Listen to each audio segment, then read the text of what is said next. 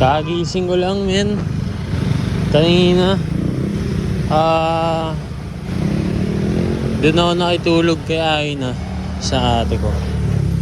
O, salamat sa sapatos. Yeah.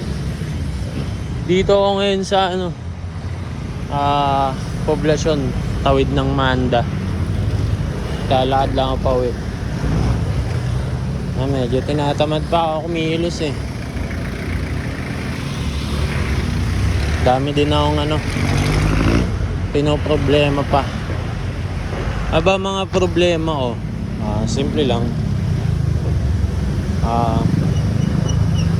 Bills, responsibility, tsaka yung sarili. Ayan ang payat ng lalaki Hindi rin naman pwede magreklamo kasi kung ano yung ginagawa ko ngayon. Yun yung resulta ng pag-skip class ko dati. Mga cutting class, absent, pag-break. Kaya yun, kung ano yung trabaho natin, hanggang dito lang muna, diba? Hindi man tayo pwede magreklamo ng sagad. Alaw, no? May tumatawag pa sa akin. Kupal.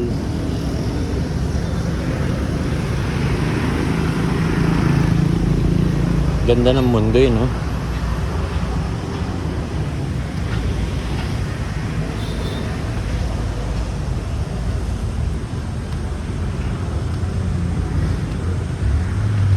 Nahiya ang pura. Mga tao nahihiya.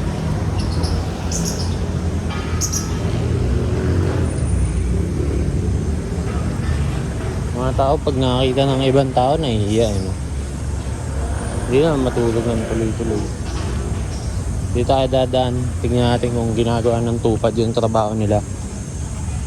Pag hindi, magre-reklamo tayo.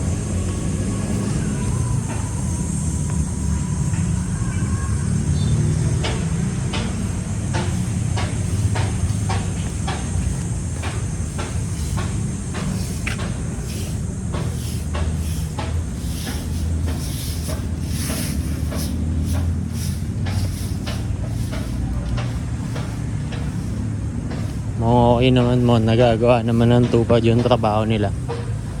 Hindi naman sa yung pinapasahod natin para sa mga putangan to. Trabaho.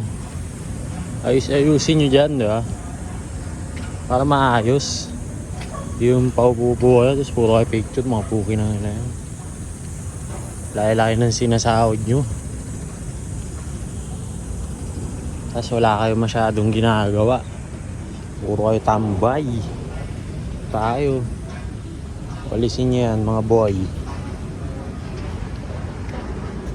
Joke lang.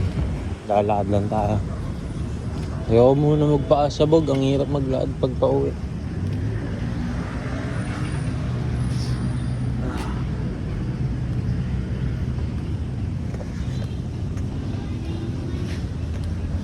POV. Kasama mo si Wap maglakad. Ingat